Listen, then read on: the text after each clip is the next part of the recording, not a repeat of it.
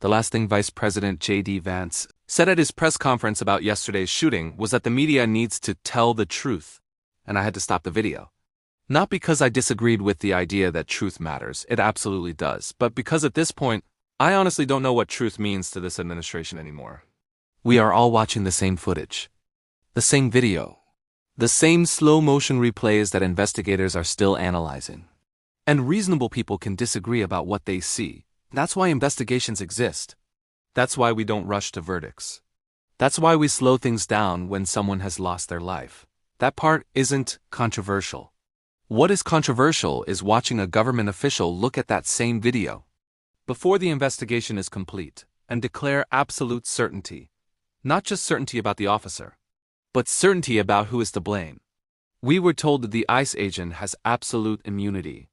We were told the outrage is coming from irrational leftists. And we were told implicitly that questioning any of this is the real problem. That isn't truth-seeking.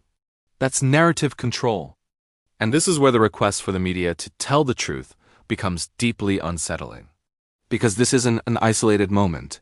We have repeatedly watched Donald Trump make claims that are later contradicted by evidence, data, or his own administration. We've watched press briefings where statements are delivered with confidence, only to fall apart within hours.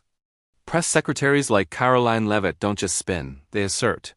And when those assertions are challenged, the response isn't correction, it's accusation. So when this administration says tell the truth, what they don't mean is accuracy. They don't mean verification, and they don't mean accountability. What they mean is obedience. Tell the truth has quietly become code for repeat what we say.